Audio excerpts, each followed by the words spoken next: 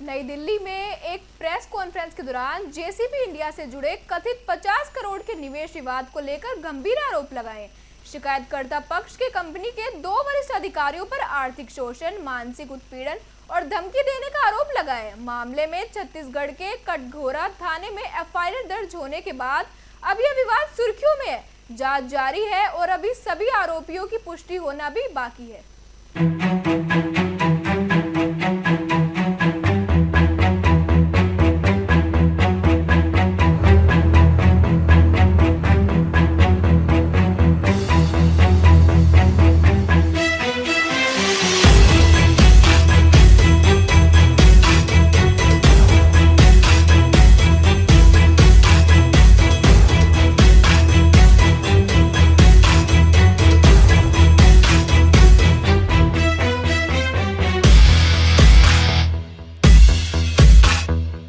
आए थे 2 डीलर्स थे, एक हमारे उड़ीसा के हैं, एक हमारे छत्तीसगढ़ के हैं, जिनके साथ जेसीबी के एम्प्लॉयज़ डेजिग्नेटेड एम्प्लॉयज़ जो कि प्रेसिडेंट और वाइस प्रेसिडेंट थे, उन्होंने एक फ्रॉड किया। मे बी और भी डीलर्स के संग किया हो, 2 तो हम आपको बता पाते हैं। जिसमें कि ऐसा था कि जब पार्टी का मैक्सिमम निवेश हो जाता है डीलर्स का, तो उसके बाद जब वो सारे बैंक लोन और ईएमआई सबसे भर चुके होते हैं, तो जेसीबी के ये वाइस प्रेसिडेंट और प्रेसिडेंट उनके एग्रीमेंट को रिन्यू करने के लिए पैसे मांगते हैं। अगर आप उन्हें पैसे दे देते हैं, बिकॉज जिसने 50 करोड़ रुपए निवेश कर दिया हो, वो सोचता होगा कि 1-2 करोड़ और दे करके चीज़ों को ख़त्म करें। अमाउंट 1-2 करोड़ की नहीं होती है, डिमांड उनकी इससे कहीं ज़्यादा है। अगर आप दे देंगे तो आपका एग्रीमेंट रिन्यू होगा, आपके वो 50 करोड़ रुपए प्रॉफिट में निकलेंगे। अगर आप नहीं देंगे तो आपका एग्रीमेंट बिना किसी शो कॉज नोटिस के एक ईमेल के साथ टर्मिनेट कर दिया जाएगा। और उसके बाद जो डीलर्स हैं, जिनके इतने लोन्स और फाइनेंशियल बर्डन्स उनके ऊपर होते हैं, वो परेशान होते हैं। तो 2 डीलर्स ने तो कैसे भी हिम्मत दिखाई एंड दे सेड नो। उन्होंने नो कहा, इसलिए हुआ। और एफआईआर भी इन पे नहीं हो रही थी, because they have good name and fame.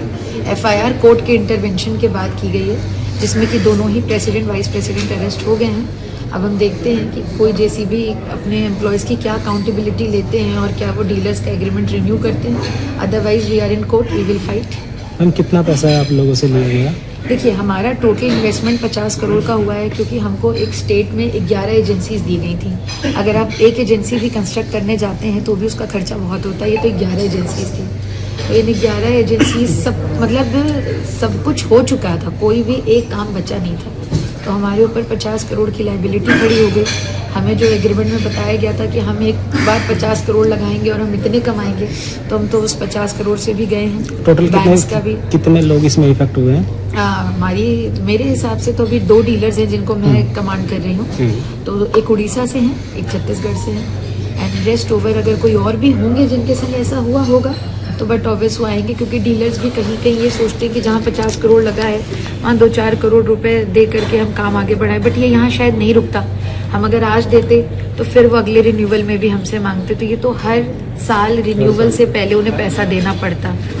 सो हमारी डिमांड है, जेसीबी एक बड़ा ग्रुप है, उनका नाम है इंडिया में, तो हम यही चाहेंगे कि वो इस ग्रीवियंस को सेल्फ क्लियर करें, वो अपने एम्प्लॉयज़ की अकाउंटेबिलिटी को देखें, डीलर्स में अपना भरोसा जताएं, उन डीलर्स को बुलाएं और बुलाने के बाद कम से कम इतना तो करें कि उनकी ये एग्रीमेंट को रिन्यू करें, बेटर होगा। अगर वो नहीं करते हैं देन फिर जुडिशियल सिस्टम तो है, we will see. Thank you. Case में हम आज यहाँ दिल्ली में हैं, उसमें कम्प्लीटली चीटिंग का मामला है। जेसीबी इंडिया के जो एम्प्लॉयज़ हैं, प्रेसिडेंट और वाइस प्रेसिडेंट, उन्होंने एक्सटॉर्शन ऐसे की है कि हमसे पहले इन्वेस्टमेंट कराया लैंड में, इंफ्रास्ट्रक्चर में, इक्विपमेंट्स एंड मशीनरीज में।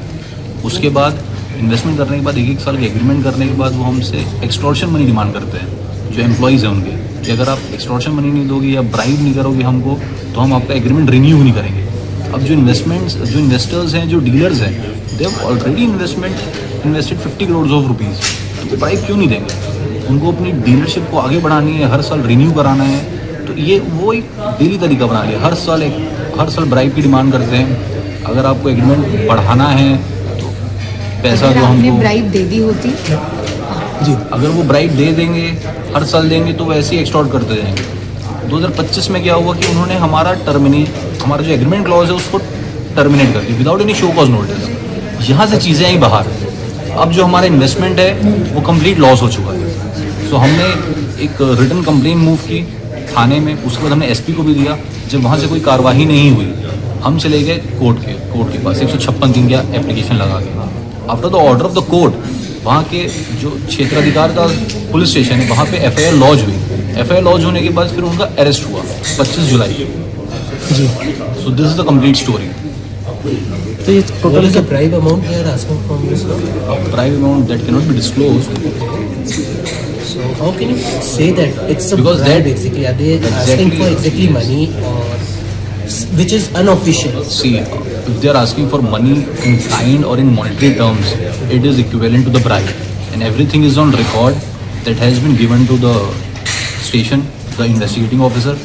वो चार्जशीट का पार्ट बनेगी, चार्जशीट का पार्ट बनने के बाद it will be produce before the court. FIR की कॉपी हमारे पास है, उसमें सारी चीज़ें लिखी है, everything is documented, everything is documented, nothing is of record, सारी चीज़ें ऑन रिकॉर्ड आ चुकी है। Okay. ठीक।